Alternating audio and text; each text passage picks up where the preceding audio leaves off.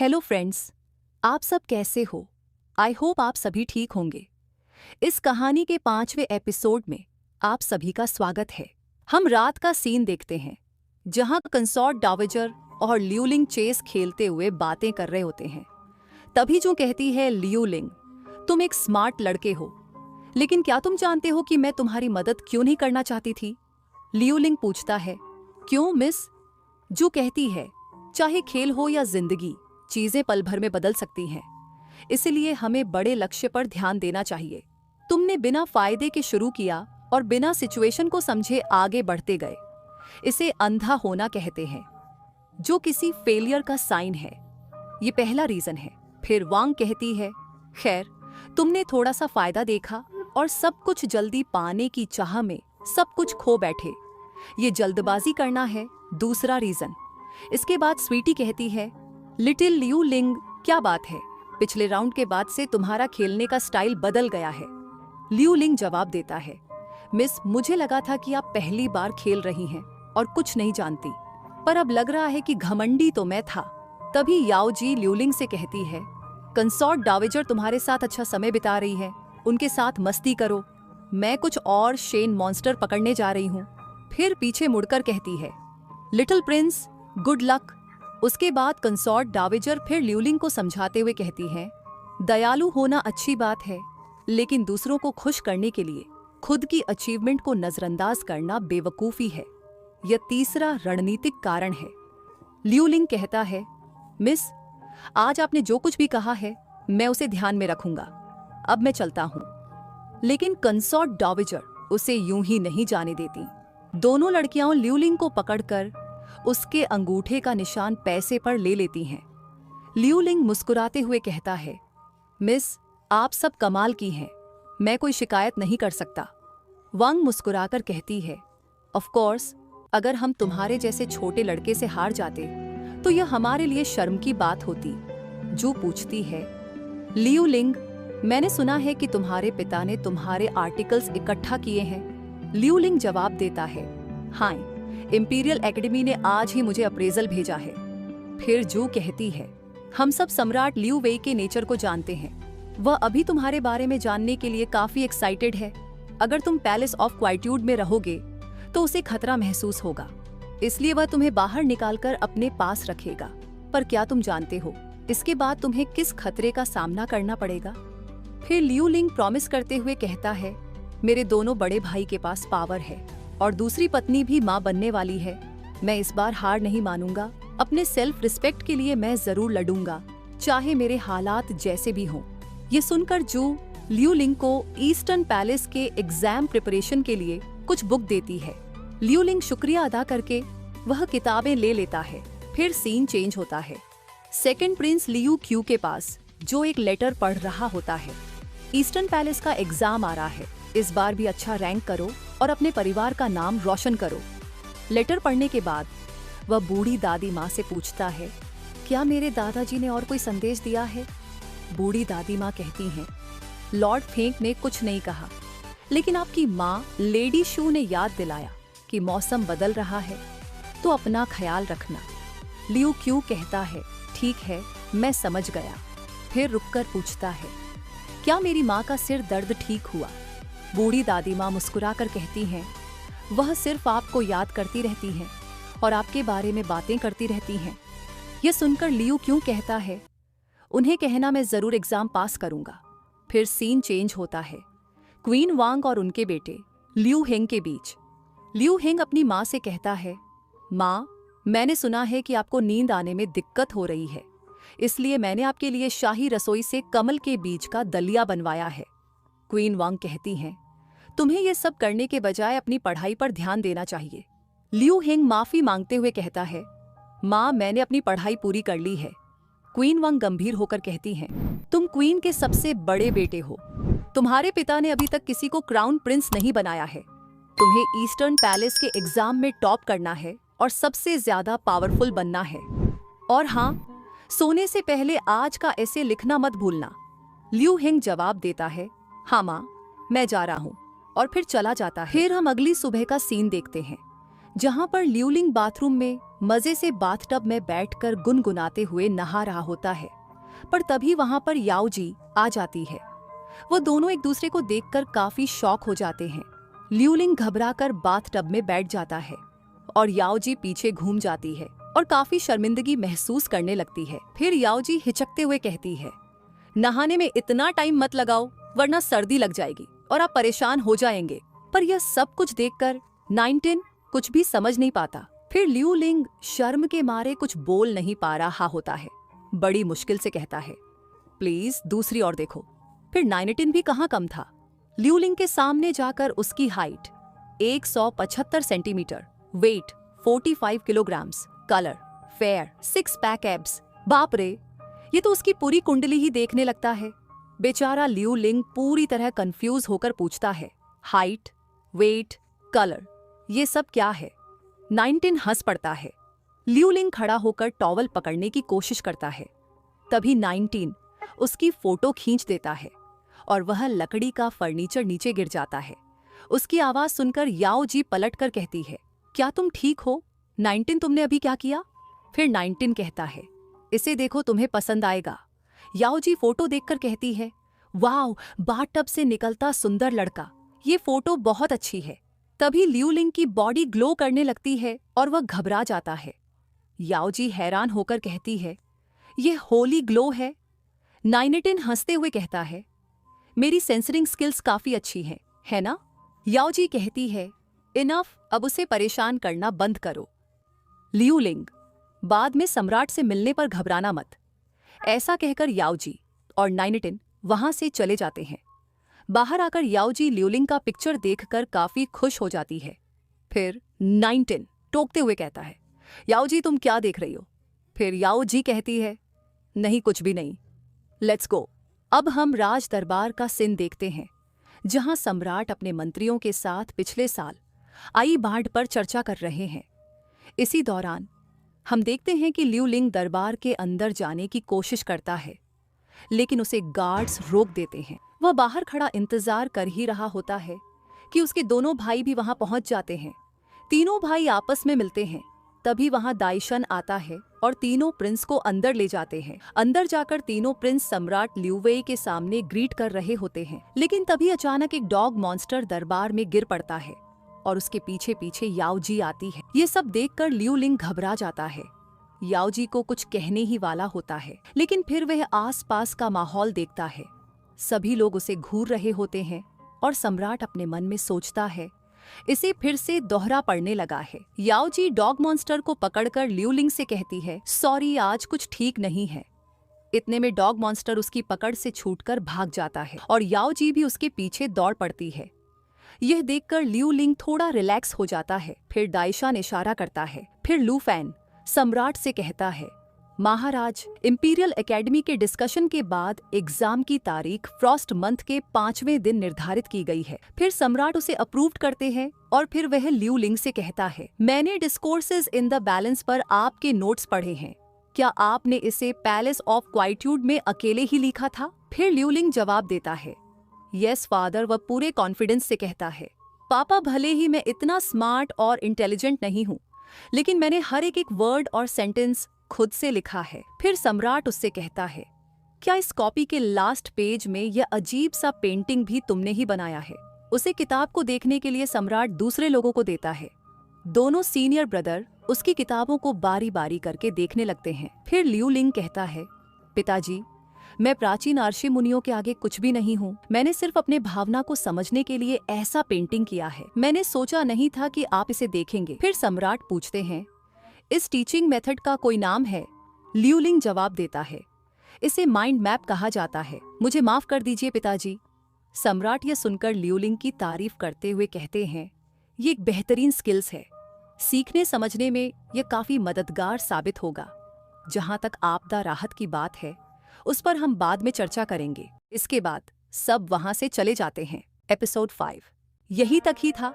अब यहाँ से एपिसोड 6 की शुरुआत होती है। हम याओजी को डॉग मॉन्स्टर से लड़ते हुए देखते हैं। वे डॉग मॉन्स्टर को एक ही बार में खत्म कर देती है, जिससे कि उसे थोड़ी एनर्जी पावर मिलती है। दोस्तों, आगे बढ़ने से पहले प्लीज एक लाइक एंड सब्सक्राइब करके हमें सपोर्ट कीजिए। दोस्तों, हम रात का सीन देखते हैं जहां पर ल्यूलिंग अपने दोनों भाइयों के साथ महल की ओर जा रहा होता है। तभी वह याओ जी को देखता है जो छत पर भाग रही होती है। फिर वह अपने भाइयों को छोड़कर उसके पीछे जाने लगता है। हम याओ जी को देखते हैं जो थोड़ी परेशान लग रही थी और फिर ल्यूलिंग आ जाता है और पूछता है, क्या हुआ मिस? तभी एक आवाज आती है और याओ जी ल्यूलिंग को चुप रहने का इशारा करती है। फिर वह दोनों देखने के लिए जाते हैं। हम देखते हैं कि एक बूढ़ी औरत सम्राट के आगे रोते हुए गिड़गिड़ा रही होती है। फिर सम्राट अपने सैनिकों को रुकने के लिए आदेश देता है और औरत से कहता है, ऐसी असभ्य व्यवहार दिखाना बंद करो। फिर बूढ़ी दादी कहती है, महामहिम, राजकुमारी वांग को कभी भी दिवंगत सम्राट का सपोर्ट नहीं मिला।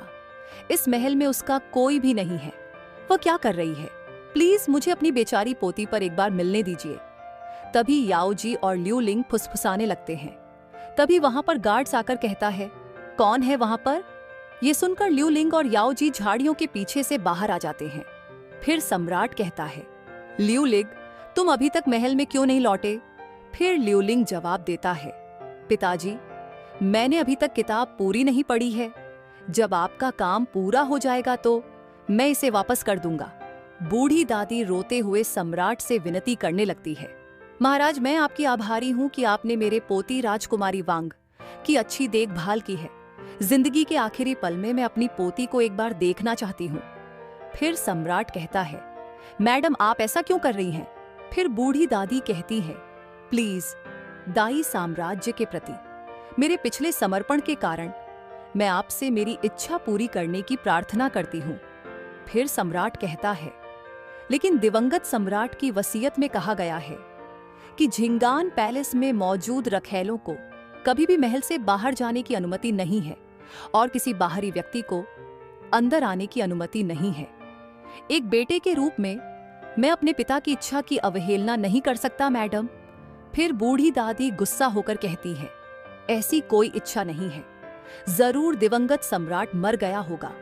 ऐसा कहकर वह अपना हेयर पिन निकालकर सम्राट को मारने के लिए दौड़ती है, लेकिन ल्यूलिंग रोक देता है और दोनों जमीन पर गिर जाते हैं। बूढ़ी दादी का हेयर पिन नीचे गिर जाता है। वह उसे ढूंढकर वापस हमला करने वाली होती है, लेकिन एक सिपाही तलवार आगे बढ़ाकर उसे मार डालता है।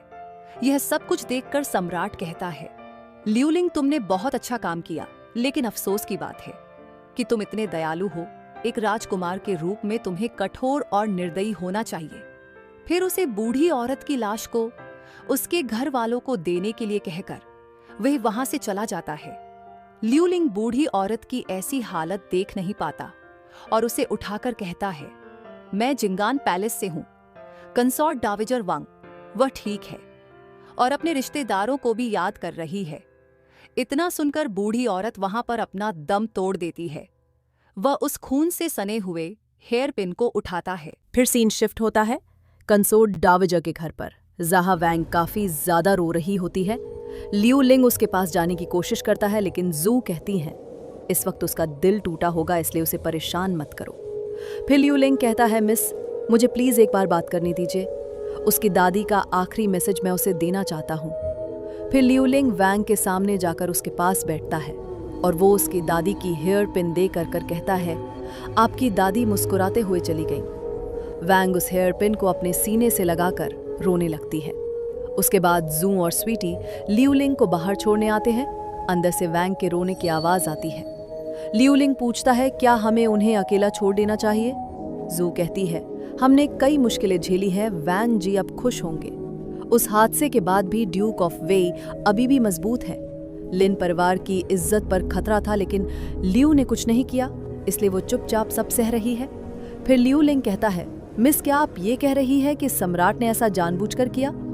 फिर जू कहती है, ये अफसोस की बात है कि बूढ़ी औरत ने सारी जिंदगी सेना में अपने पति का साथ दिया और एक ईमानदार जीवन जिया, लेकिन उसका अंत इस तरह हुआ।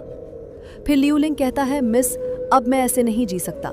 जो कुछ ना कर सके, मैं आपकी मदद करना चाहता हूँ। जू उसे कहती है, इसमें बहुत खतरा है, तुम्हें जिंगान पैलेस में अंदर आने और बाहर जाने पर रोक लगी है।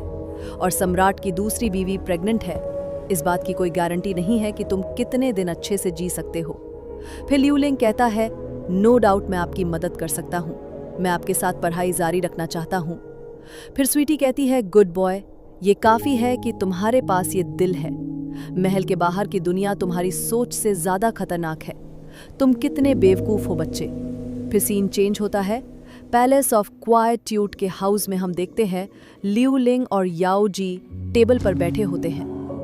तभी याओ जी कहती है, तुमने अभी अभी जिंदगी और मौत का एहसास किया है, तुम इतने शांत क्यों दिख रहे हैं? लियू लिंग जवाब देता है, ऐसा नहीं है कि कुछ हुआ ही नहीं, मुझे सब याद है। मरे हुए के लिए सबसे अच्छा इनाम ये है कि जीवित लोग उनके लिए अच्छा जीवन जिएं। ये सुनकर याओ जी घर के बाहर आ जाती है। तभी 19 कहता है, याओ जी, मैंने दिन में पर्पल पैलेस में कुछ एनर्जी एक्टिविटी देखा है। वहाँ कुछ अजीब और भ्रम जैसी चीजें थी जिससे सेंसर ठीक से काम नहीं कर रहा। अब पर्पल पैलेस ने एक सेफ जोन बना लिया, पर याओ जी तो मानो कहीं खो गई है। फिर 19 कहता है, क्या तुम उस बात को लेकर परेशान हो? आज जो कुछ भी हुआ बहुत बुरा हुआ, रहने भी दो। आप चाहे जितना भी सोचे, आप उनकी किस्मत नहीं बदल सकते। फिर याओ जी कहती है, लेकिन क्या होगा अगर नॉन प्लेयर कैरेक्टर्स में से कोई एक नियमों को ना माने और तय रास्ते से हटना चाहे? फिर हम अगली सुबह का सीन देखते हैं। जू एक किताब दिखाकर कहती है, लियू लिंग, अपनी हालत की वजह से तुम सालों से जिंगान पैलेस में बंद हो। तुमने उस बूढ़ी औरत को मरते देखा था।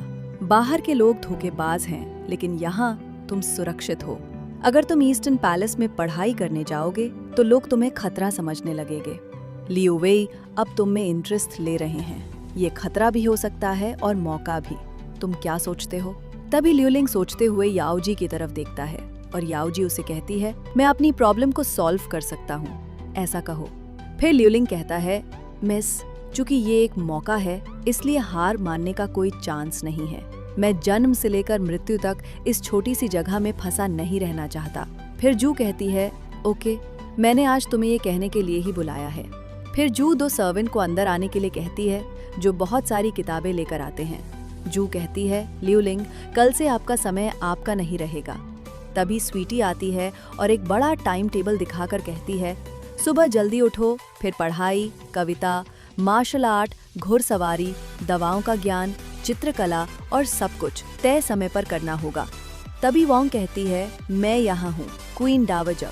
फिर जू कहती है, वोंग जी के पिता एक व्यवसायी हैं और वो भी अच्छी जानकार हैं। पिछली बार जो हुआ उसके लिए वो आपकी बहुत आभारी है। फिर वोंग कहती है, ध्यान से सुनो, मेरे पास करने को कुछ नहीं है, इसलिए मैं जू की मदद करने के लिए यहाँ हूँ। तभी स्वीटी कहती है, लियू लिंग, क्या हुआ? तुम इस टाइम टेबल से डर गए क्या? परीक्षा पास है और तुम्हारी तैयारी कमजोर है, इसलिए हमने तुम्हारे लिए एक तेज और खास टाइम टेबल बनाया है। ये सब देखकर लियू लिंग घुटनों पर आता है और कहता है, शिक्षा का एहसान सबसे बड़ा है, मैं अब सिर्फ आगे बढ़ूंगा, कभी पीछे नहीं हटूंगा। और फिर वो वहां से चला जाता है। उसके बाद तीनों लड़कियां टेबल पर बैठकर बातचीत कर रही होती है। स्वीटी कहती है, क्या हम सच में सही कर रहे हैं? अगर वो जिंगान पैलेस में ही छिपा रहेगा तो हमेशा डरपोक ही बना रहेगा। इंपीरियल कॉलेज में जाएगा तो मुझे चिंता होगी। वोंग हंसकर कहती है, जो लड़का मजबूत हो और मोटी चमड़ी वाला हो उसे बाहर जाकर किस्मत आजमानी चाहिए, कौन जाने जीत उसी की हो जाए। फिर जू कहती है, जीवित रहने का केवल एक ही तरीका है, आकाश में उड़ने वाला ड्रैगन बनो। फिर हम शाम का वक्त देखते हैं जहां पर कंसॉर्ट डावेजर लियू लिंग का मेमोरी टेस्ट करने के लिए किताबें लेकर बैठी होती है। जू कुछ सवाल पूछती इससे पहले ही लियू लिंग बिना कुछ सुने जवाब देता है, किसने कहा मेरे पास कुछ बांटने को नहीं है? पानी जैसा सर्वोत्तम कुछ नहीं होता, ये लाओजी ने कहा था। शुशानवू और अफांगचू जैसे इतिहास 300 साल पुराने हैं और 4 प्रमुख इतिहासों में गिने जाते हैं। एनालिक्स को 92 शिष्यों ने लिखा और अध्ययन के लिए प्रोत्साहन में कुल 1987 अक्षर हैं। ये सब मेरे साथ हैं और ये मेरा खजाना है। यह देखकर वैंग कहती है, अभी तो केवल 3 दिन ही हुए हैं, क्या आपकी फोटोग्राफिक मेमोरी है? फिर स्वीटी खुश होकर कहती है, शायद हम सचमुच किसी टैलेंटेड पर्सन को सिखा रहे हैं। फिर लियू लिंग कहता है, थैंक यू मिस, मुझे चीजें जल्दी याद आ जाती हैं। याओ जी हंसकर कहती है, मुझे नहीं लगा था कि इस लड़के को मेरे स्कूल के सारे सबक याद होंगे। लियू लिंग मुस्कुराकर कहता है, जो ऊंचे ओहदे पर हैं उन्हें दूसरों को तंग नहीं करना चाहिए, और जो नीचे हैं उन्हें अपने से ऊपर वालों का साथ नहीं देना चाहिए। ये सुनकर जो कहती है, तुम्हें कैसे पता कि मैं क्या पूछने जा रही हूँ? फिर लियू लिंग कहता है, मिस आपने जो किताब ली थी वह the doctrine of the mean थी, मैं तो बस अंदाजा लगा रहा हूँ। फिर जू कहती है, गलत। फिर लियू लिंग कहता है, क्या गलत है? फिर जू कहती है, मैं आपसे पिछले महीने वैंग से मिले अंडों के बारे में पूछना चाहती हूँ। उनकी औसत कीमत क्या है? पिछली शीतकालीन संक्रांति पर कितनी थी? 5 साल पहले कितनी थी? 25 साल पहले क्या कीमत थी? मैं तुम्हें परेशान नहीं करना चाहती, लेकिन सोच समझ कर और कल मुझसे मिलने आओ। उसके बाद लियू लिंग कहता है, थैंक यू मिस। फिर सिम चेंज होता है। लियू लिंग घर में जहाँ पर वह पढ़ाई कर रहा होता है। इतने में नाइनटीन आकर कहता है, लियू लिंग, तुमने किताबें पढ़ ली, फिर भी रात भर स्वीटी और वांग से सवाल करते रहते हो। काश मैं जान पाता कि 50 साल पहले अंडों की कीमत क्या थी।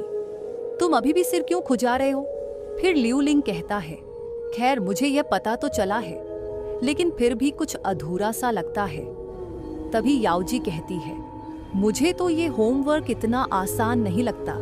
क्या तुम्हें लगता है कि कंसॉर्ट डावेजर जू तुम्हें अंडों की कीमत पूछकर टेस्ट कर रही है? फिर लियू लिंग कहता है, मैं कभी महल से बाहर गया ही नहीं। शायद वो मुझे समझा रही है कि सिर्फ किताबें रटने से कुछ नहीं होता। फिर याओजी कहती है, पर यही तो मेरा स्ट्रॉन्ग पॉइंट है। नाइनटीन, रेडी हो जाओ। नाइनटीन टेबल पर एक 3D वीडियो ऑन करता है। याओ जी लियू लिंग को पास बुलाकर 3D नक्शा दिखाती है और कहती है, इसे पढ़कर सुनाओ, डोंगशी का ये नजारा किस साल का है? लियू लिंग नक्शे को ध्यान से देखकर कहता है, पिछले 25 साल में अंडों की कीमत सबसे ज्यादा क्यों थी? हेयुआन के 26वें साल में सिर्फ 4 सालों में इतना फर्क क्यों आया? मुझे समझ आ रहा है, महल की खुदाई के चलते टैक्स बढ़ा, किसान कम हुए, इसीलिए अंडों की कीमतें भी बढ़ी। बस यहीं से सब बदला। याओ जी कहती है, हाँ, राष्ट्रीय नीति और लोगों की प्रतिक्रिया साथ साथ चलती है। इतिहास हमारे पूर्वजों का अनुभव है, लेकिन किताबें आज के काम की चीज है। पढ़ने को हजारों किताबें हैं और चलने को हजारों मील। तुम मुझे क्यों देख रहे हो? लियू लिंग मुस्कुराते हुए कहता है, मैं सोच रहा था, क्या भगवान वाकई सपने बना सकते हैं? तुम्हें याद है वो सपना? फिर याओ जी कहती है, मुझे उसका चेहरा तो याद नहीं, बस इतना याद है वो एक छोटा सा रोने वाला बच्चा था। फिर लियू लिंग कहता है, अगर वो ये सुने तो बहुत खुश होगा। फिर याओ जी कहती है, एक दिन तुम खुद दाई देश की तरक्की अपनी आंखों से देखोगे। तभी अचानक लियू लिंग की नाक से खून बहने लगता है और वो भागकर चला जाता है। ये देखकर याओ जी नाइनटीन से कहती है, क्या मैंने थोड़ा ज्यादा ही समझा दिया?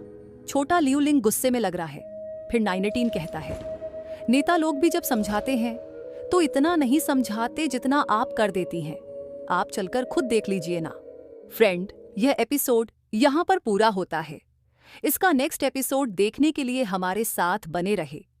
और हाँ, हमें लाइक और सब्सक्राइब करना बिल्कुल ना भूले। Thank you so much.